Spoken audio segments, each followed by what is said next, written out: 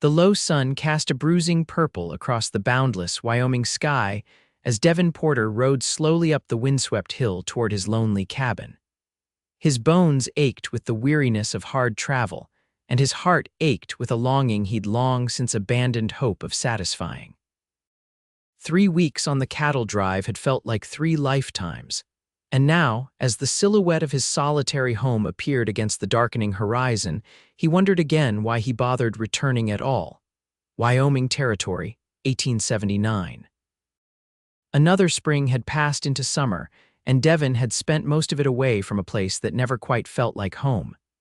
His ranch was modest 40 acres with a small herd of cattle that kept him fed and occasionally clothed, but little else. He'd built the cabin with his own hands 5 years ago, sturdy pine logs sealed with mud and straw. It wasn't much, but it was his. As his chestnut mare crested the hill, Devin pulled her to a halt. Something was different about the cabin below. The evening shadows had already claimed the valley, but there was a faint glow emanating from his front window. A warm, golden light where there should have been only darkness. Someone had lit his oil lamp. Devin's hand instinctively moved to the revolver at his hip. Raiders weren't uncommon in these parts, though they typically had the good sense not to announce their presence with lamplight. His eyes narrowed as he urged his horse forward, approaching with caution. "Easy, Penny," he whispered to the mare, who sensed his tension and slowed her pace accordingly. As he drew closer, he noticed other oddities. Smoke curled from the chimney, though he'd left no wood in the hearth. The front yard had been swept clear of the usual debris that the prairie winds collected. And most curious of all, there was the faint, unmistakable scent of cooking food riding the evening breeze. 20 yards from his own front door, Devin dismounted and tied Penny to a fence post. Drawing his colt, he approached on foot, keeping to the shadows. The windows glowed invitingly, like a mirage in the desert to a dying man. When he reached the porch, he pressed his back against the rough-hewn wall and listened, movement inside, the clink of dishware, and then humming. A woman's voice, soft and melodic, drifting through the cracks between the logs. Devin's brow furrowed. He hadn't invited anyone to his home, certainly not a woman. The nearest town was Laramie, a full day's ride, and he hadn't formed any attachments there beyond the occasional whiskey at the saloon. He certainly didn't know any women well enough for them to make themselves at home in his absence. Tightening his grip on the revolver, he stepped to the door and shoved it open in one swift motion, leveling his weapon at whatever waited inside. "Don't move," he commanded. The woman by the stove gasped and dropped a wooden spoon, her hands flying up in surrender. She was slender, with honey-brown hair pulled back in a practical bun. Her simple calico dress was dusty at the hem but otherwise neat. Wide hazel eyes stared at him with understandable fear. "Mr. Porter," she said, her voice surprisingly steady, "you're back earlier than expected." Devin's aim didn't waver. "You have me at a disadvantage, madam. You know my name, but I don't recall making your acquaintance." She lowered her hands slowly. "My name is Madeline Prescott. I've taken a position as the new schoolteacher in Laramie. Your neighbor, Mr. Holloway, said this cabin was available for rent until the schoolhouse living quarters are completed." Devin's eyes narrowed. "Holloway said what?" "That you were away on a cattle drive until late August, and that you'd agreed to rent your cabin in your absence." She frowned, reading his expression. He wasn't telling the truth, was he? Devin finally lowered his pistol, though he didn't holster it. "No, madam, he was not. Edgar Holloway has been trying to run me off this land for 2 years. This is just his latest attempt at making my life difficult." Madeline's face flushed with embarrassment. "I'm so terribly sorry. I've been here 3 days already. I've cleaned and—" She gestured helplessly at the pot bubbling on the stove. "I'm making stew." Despite his frustration, Devin couldn't help but notice how the lamplight softened her features, highlighting a dusting of freckles across her nose and cheeks. Her eyes, now that the initial fear was subsiding, held intelligence and dignity. "Where are your things?" he asked, finally holstering his weapon. "I have a trunk in the bedroom and some books on the shelf there." She nodded toward a small bookcase he'd built last winter. "Again, I apologize for the intrusion. I'll gather my belongings immediately and find other accommodations." The mention of other accommodations made Devin pause. Laramie wasn't exactly brimming with options for a single woman. The boarding house was run by Widow Jenkins, who was notorious for her strict rules and exorbitant rates. The only other place would be the rooms above the saloon, which were no place for a schoolteacher to stay if she wanted to maintain her reputation. The stew on the stove emitted a rich, savory aroma that reminded Devin he'd been subsisting on trail beans and jerky for weeks. His stomach growled audibly. "You said Holloway told you I'd be gone until August." "Yes," she replied, wringing her hands. "He said you'd agreed to rent the cabin for $5 a month, which you paid him, I assume." She nodded, looking miserable, "for 2 months in advance." Devin sighed and removed his dusty hat, running a hand through his dark, sweat-matted hair. "Holloway's a snake. You won't see that money again, Miss Prescott." "Mrs.," she corrected quietly. "Mrs. Prescott, though it's just me now." The simple statement hung in the air between them, heavy with unspoken history. Devin recognized the look in her eyes, the same hollow ache he saw in his own reflection some mornings. Loss had marked them both. "The stew smells good," he said finally. "Would you mind if I washed up before we figure this situation out?" Relief flickered across her face. "Of course. There's hot water on the stove, and I took the liberty of mending that torn washcloth I found." For the first time since discovering the lit lamp, Devin really looked around his cabin. The usual layer of dust was gone. His few dishes were stacked neatly on the shelf. The rough plank floor had been swept, and a small vase of wildflowers sat on the table he'd cobbled together from scrap lumber. The place had never looked so civilized. "Thank you," he said awkwardly, unsure how to respond to such unexpected domesticity in what had always been his bachelor quarters. As he washed his hands and face in the basin, scrubbing away the trail dust, Devin's mind raced.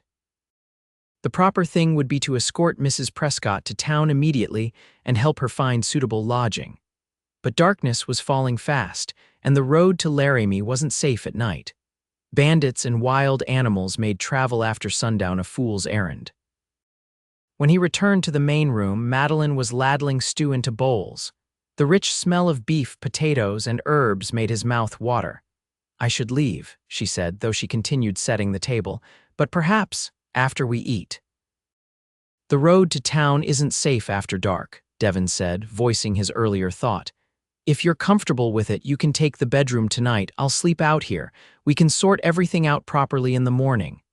"That's very kind, but I couldn't take your bed." "I've been sleeping on the ground for 3 weeks, Mrs. Prescott. The floor will feel like luxury." A small smile touched her lips, the first he'd seen. It transformed her face, bringing a warmth to her eyes that struck him unexpectedly. "Then thank you, and please call me Madeline." They ate in relative silence, though it wasn't as uncomfortable as Devin might have expected. The stew was the best meal he'd had in months, rich with flavors he'd almost forgotten during his Spartan existence. "This is excellent," he said, breaking the silence. "I usually just throw whatever I have into a pot and hope for the best." "My mother always said a good stew forgives many sins," Madeline replied. "Though I had limited supplies to work with, your garden has provided some vegetables at least." "My garden?" Devin looked up, surprised. "Behind the house. It was rather overgrown, but I've been tending it. The carrots and onions in the stew came from there." Devin vaguely recalled planting some seeds 2 springs ago, but he'd all but forgotten about the small plot.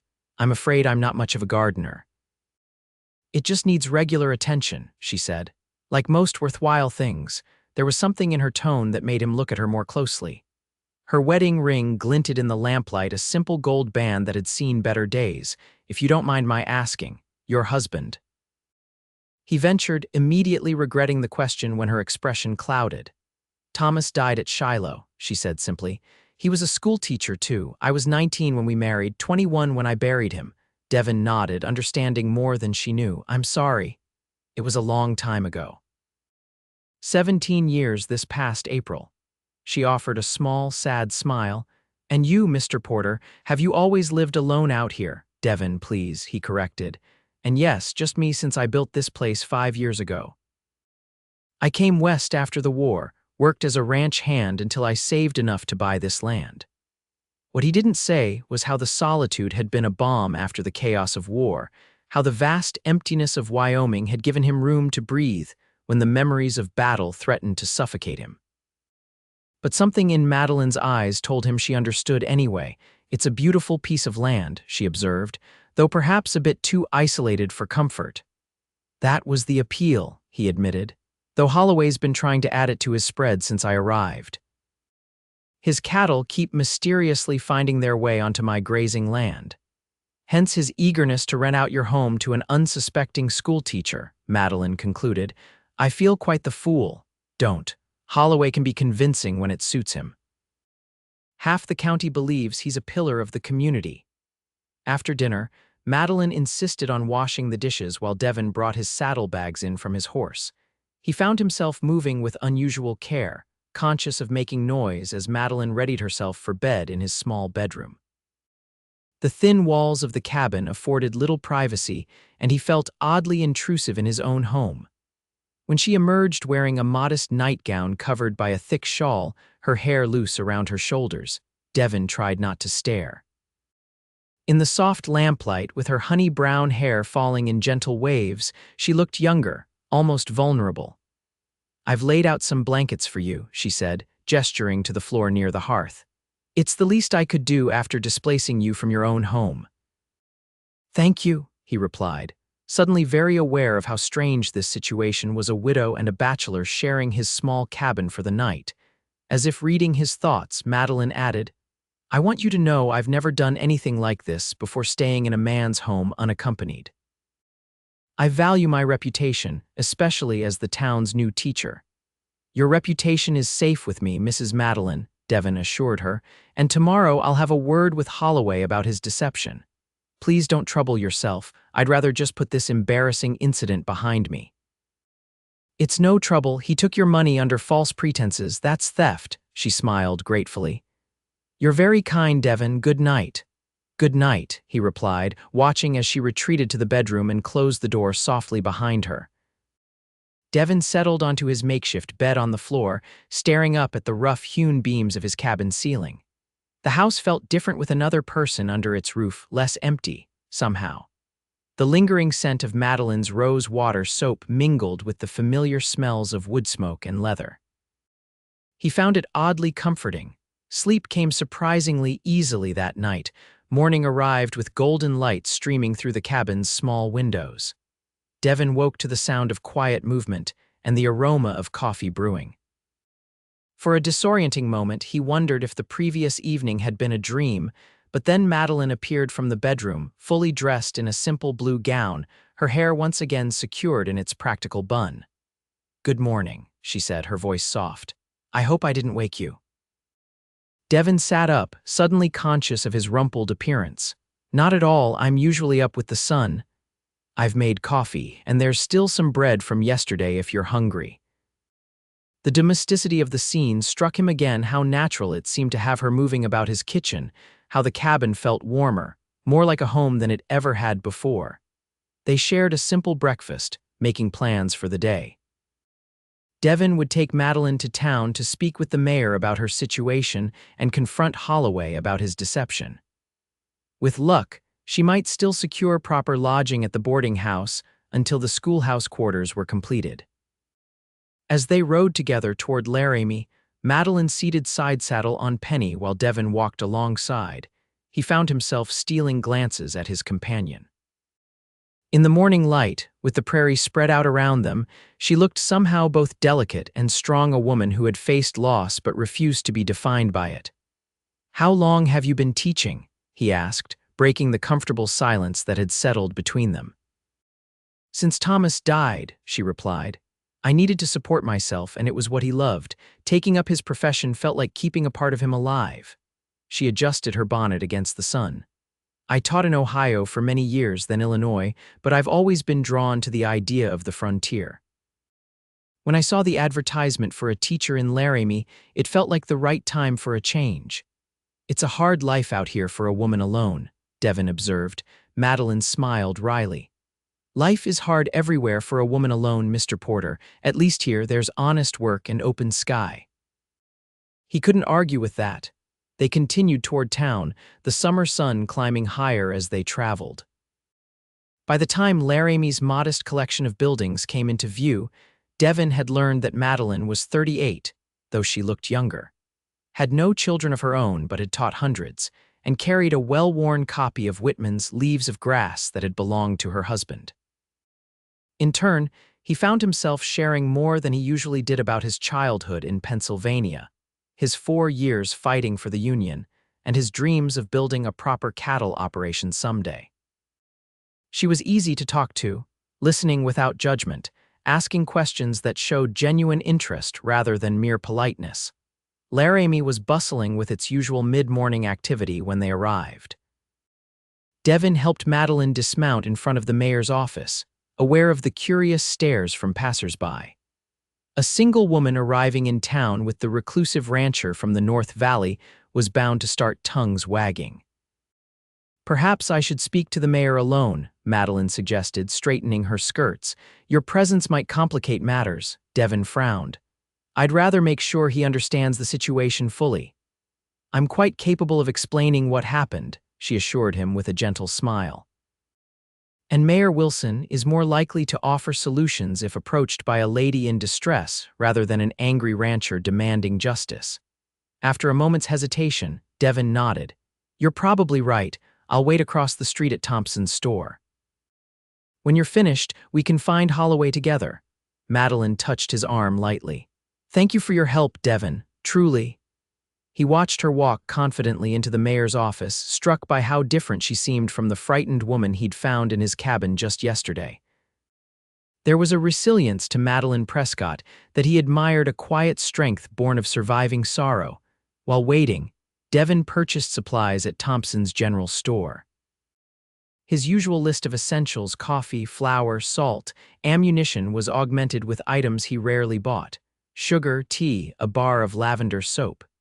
He told himself these additions were merely hospitality for his unexpected guest, nothing more. "Stocking up for company, Porter?" Thompson asked with a knowing grin as he wrapped the soap in brown paper. "Just replacing what I've used," Devin replied curtly, not encouraging further conversation. An hour later, Madeline emerged from the mayor's office looking satisfied but slightly flushed. Devin crossed the street to meet her. "How did it go?" "Better than expected," she said. "Mayor Wilson was very understanding. He's arranged temporary lodging for me with Reverend and Mrs. Green until the schoolhouse quarters are completed in 3 weeks' time." He was quite outraged about Mr. Holloway's deception. "And your money?" Madeline's expression hardened slightly. "The mayor believes I should confront Mr. Holloway directly and demand its return. He's promised to support my claim if necessary." Devin nodded grimly. "Then let's find Holloway." They didn't have to look far. Edgar Holloway was holding court at his usual table in the Laramie saloon, regaling a group of cowboys with exaggerated tales of his ranching prowess. A large man with a bushy gray mustache and expensive clothes that strained against his ample belly, Holloway projected an aura of frontier success that disguised his underhanded business practices. When Devin pushed through the saloon doors with Madeline at his side, a hush fell over the room. It wasn't often that respectable women entered the establishment, especially not in the company of Devin Porter, who was known for keeping to himself. "Well, well," Holloway drawled, his smile not reaching his small, calculating eyes. "If it isn't the hermit of North Valley and Mrs. Prescott. I'm surprised to see you in such colorful company."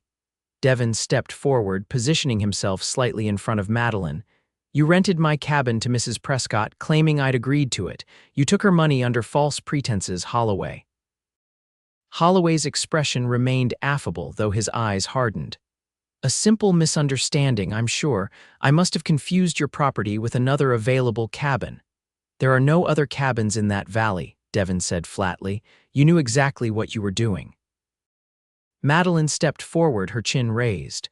"Mr. Holloway, I paid you $10 for 2 months' rent. I expect that money returned immediately." Holloway's gaze turned cold. "I'm afraid I've already spent the funds on community improvements, Mrs. Prescott. As a town council member, I redirect such windfalls to worthy causes." "The only cause you support is your own, Holloway," Devin growled, his patience wearing thin. The saloon had grown silent, every ear tuned to the confrontation. Madeline placed a restraining hand on Devin's arm, her touch surprisingly calming. "Mr. Holloway," she said, her voice carrying clearly across the room, "I find it interesting that you mention your position on the town council. Mayor Wilson was quite concerned when I informed him of your misunderstanding. He suggested that such behavior might warrant reconsideration of your suitability for public service." Holloway's fake smile disappeared entirely. "Are you threatening me, madam?" "Not at all," Madeline replied smoothly, merely sharing the mayor's thoughts on the matter. He also mentioned that the school board might be interested to learn why their new teacher was nearly rendered homeless before classes even began. A murmur rippled through the saloon. Holloway glanced around, clearly gauging the mood of the onlookers. Several prominent townspeople were present, including 2 members of the school board. "As I said," Holloway amended, reaching slowly into his vest pocket, "this was clearly a misunderstanding."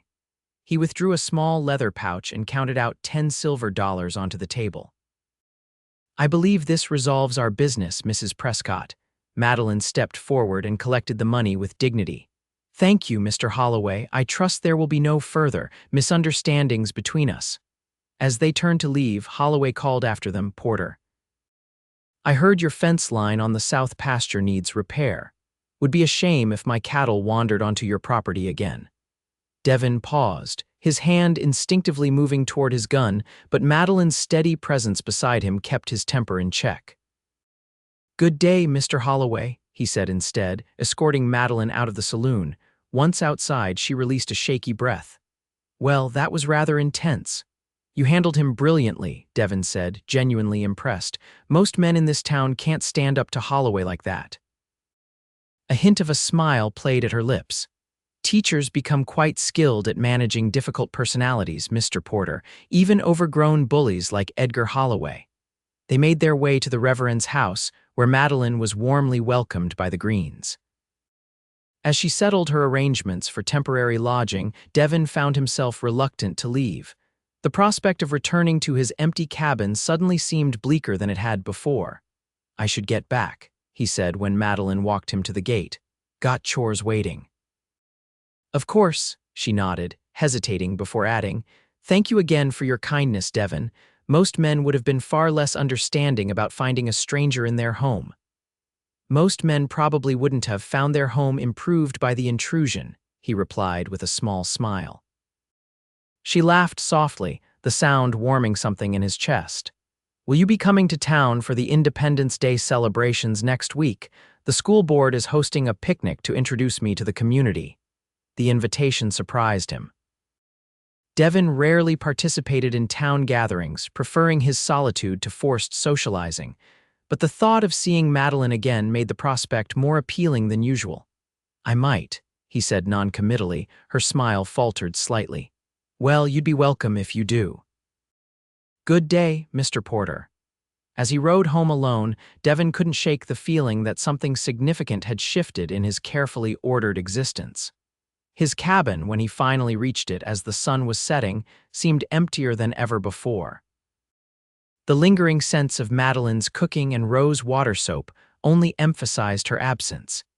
He moved through the quiet rooms, noting all the small improvements she'd made in just 3 days: the mended curtains, the organized shelves, the wildflowers now wilting in their vase on the table. When he entered his bedroom, he found the bed neatly made with fresh linens, a sprig of lavender tucked between the pillows. That night, lying in a bed that somehow still carried the faintest trace of Madeline's presence, Devin made a decision. He would attend the Independence Day picnic. Just to be neighborly, he told himself, nothing more. The week passed slowly. Devin repaired fences, tended his small herd, and found himself absently weeding the garden plot that Madeline had revived.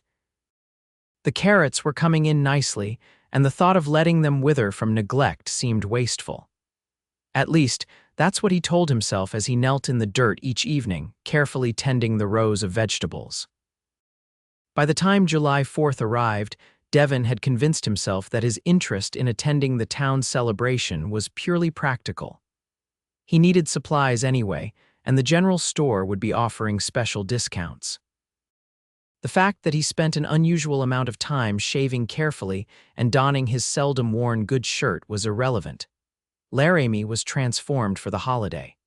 American flags hung from every building, bunting draped across the main street, and tables laden with food filled the town square. Children ran laughing between the crowds, waving small flags and shooting off the occasional firecracker. Devin felt immediately out of place among the festive gathering. He stood awkwardly at the edge of the square, considering retreat, when a familiar voice called his name. Madeline waved from across the crowd, making her way toward him. She wore a pretty dress of pale yellow cotton, her hair arranged in a softer style than he'd seen before, with a few curls framing her face. The sight of her made his carefully rehearsed greeting vanish from his mind. "You came," she said, sounding genuinely pleased. "I wasn't sure you would." "Needed supplies," he replied lamely, then immediately regretted the unromantic response. If she was disappointed, she hid it well. "Well, I'm glad whatever errand brought you coincided with our celebration. Come, let me introduce you to some of my new acquaintances." Before Devin could protest, Madeline had taken his arm and was guiding him through the crowd. To his surprise, he didn't mind. Her touch was light but somehow grounding, making the press of strangers less overwhelming. The afternoon passed more pleasantly than Devin had anticipated. Madeline introduced him to the school board members, the Greens, and several families with school-aged children. He found himself engaged in actual conversations rather than his usual monosyllabic responses, drawing out details of his ranching operation when asked. Madeline seemed to have a gift for including him naturally in discussions, never leaving him stranded in social waters too deep. As the afternoon waned into evening, the town gathered for the traditional reading of the Declaration of Independence, followed by a communal dinner on long tables set up in the square. Devin found himself seated beside Madeline, their shoulders occasionally brushing as they ate. "You're something of a mystery to the townspeople," she observed quietly as they shared a slice of apple pie. The reclusive Mr. Porter emerging from his hermitage for a town celebration. "I'm not much for crowds," he admitted, "yet here you are," she smiled. "Braving social interaction admirably, I might add." "I have good company," he replied, surprising himself with the forthright compliment. A becoming blush colored her cheeks. "As do I." The evening culminated with music and dancing in the cleared town square. Lanterns hung from wires strung between buildings, casting a warm, golden glow over the festivities. A small band of local musicians struck up lively tunes, and couples quickly filled the makeshift dance floor. Devin watched from the sidelines, nursing a cup of lemonade. Madeline stood nearby, tapping her foot in time with the music. Several times men approached her with invitations to dance, but she declined politely each time. After the third such refusal, Devin raised an eyebrow. "Not fond of dancing, Mrs. Prescott." "On the contrary," she replied. "I quite enjoy it, but a new schoolteacher must be careful about appearances. Dancing with too many different partners could spark unnecessary gossip." "Would dancing with one partner be equally problematic?" Devin asked, setting down his cup and offering his hand before he could reconsider. Surprise and pleasure flickered across her face. "I believe that would be entirely proper, Mr. Porter." The dance was a simple waltz, nothing fancy, but as Devin guided Madeline around the square, he realized it had been years since he'd held a woman in his arms. She moved with natural grace, following his lead easily despite his rusty dancing skills. The warmth of her hand in his, the light pressure of his palm against her back, these simple contacts awakened sensations he'd thought long dormant. "You're quite good at this," she observed, looking up at him with bright eyes. "For a recluse." "My mother insisted all her sons learn to dance properly," he explained. "Said no Porter boy would embarrass her at social gatherings. She taught you well." As they circled the square, Devin became increasingly aware of curious glances from the townspeople. The hermit rancher dancing with the new schoolteacher was evidently worthy of note. "We're attracting attention," he murmured. Madeline's eyes twinkled mischievously. "Does that bother you?" "Should it bother you?" he countered. "Your reputation and all." Dancing with a respectable landowner at a public celebration is hardly scandalous, Devin. The casual use of his first name, the slight emphasis on respectable, and the teasing light in her eyes combined to create a surge of feeling in his chest, a mixture of pride and something warmer, more urgent. "Is that how you see me?" he asked, his voice lower. "Respectable." "Among other things," she replied enigmatically as the music ended. They continued to dance through 2 more songs before taking a break. As they walked to the refreshment table, Holloway intercepted them, his expression sour beneath forced congeniality. "Mrs. Prescott, you're causing quite a stir, monopolizing our confirmed bachelor's attention," he said, his tone just shy of insulting. "There are many eligible gentlemen in Laramie more suitable for a lady of your station." Before Madeline could respond, Devin stepped forward. "Mrs.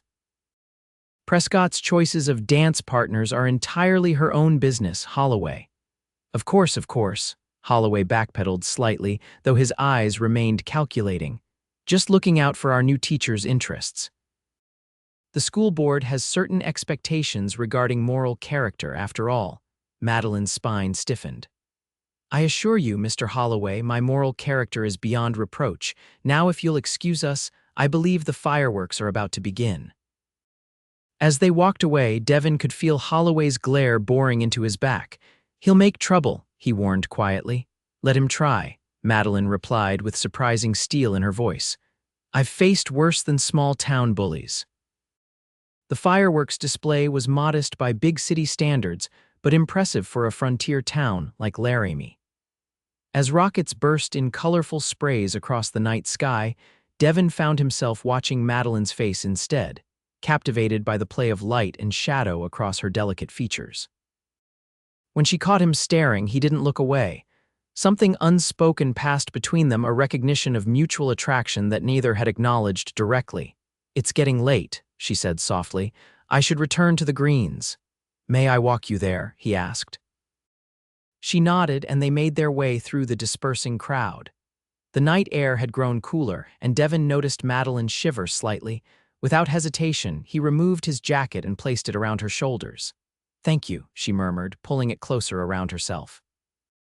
The walk to the Reverend's house was too short for Devin's liking. They moved slowly, prolonging the journey with casual conversation about the day's events, neither quite ready to say goodnight. At the Greens gate, Madeline returned his jacket. "I had a wonderful time tonight, Devin." "As did I," he replied honestly, in the silvery moonlight, with the sounds of the celebration still faintly audible in the distance. Madeline looked up at him with an openness that made his heart race. "Will you come to town again soon?" she asked. "Or must I wait for the next holiday to see you?"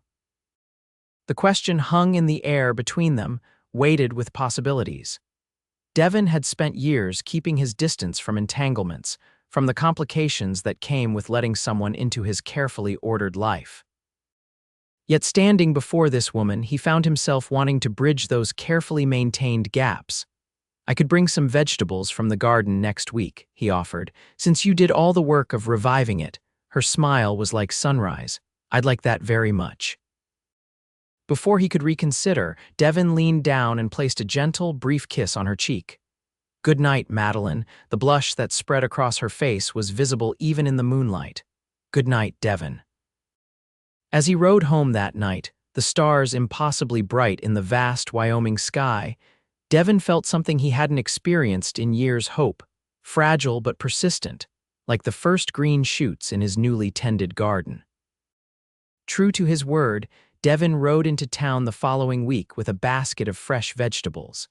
He found Madeline at the schoolhouse, arranging books and preparing for the fall term.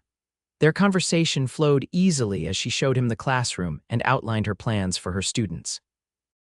That visit became the first of many. Throughout July and into August, Devin found reasons to come to town regularly: fence supplies, mail, banking matters that had somehow become urgent after years of neglect. Each visit included time with Madeline, their relationship growing from cautious friendship to something deeper. They shared meals at the town's small restaurant, took walks along the river that ran behind the schoolhouse, and gradually revealed the layers of their past lives to each other. Devin told her about the nightmares that still occasionally woke him, echoes of battles long over but never fully forgotten. Madeline confessed her initial panic at moving west alone, the fear she'd masked with determination. On a warm August evening, as they sat on a bench outside the newly completed schoolhouse quarters where Madeline now lived, Devin finally asked the question that had been on his mind. "Why did you light my lamp that night?" Madeline looked surprised. "What do you mean?" "When I found you in my cabin, it was still light outside, but you'd already lit the oil lamp." "Why?" A soft smile spread across her face. "I'd been cleaning all day, and I wanted the cabin to feel welcoming when I thought its rightful tenant would return. There's something about coming home to a lit lamp that feels hopeful." She paused, looking slightly embarrassed. "It's silly, I know." "Not silly at all," Devin replied, taking her hand in his. "It was the first time that place ever felt like a home to me." Their eyes met, and in that moment, the distance Devin had maintained for so many years dissolved completely. He leaned forward, and this time his kiss found her lips instead of her cheek. Madeline responded with a sweetness that made his heart ache with long-dormant feelings.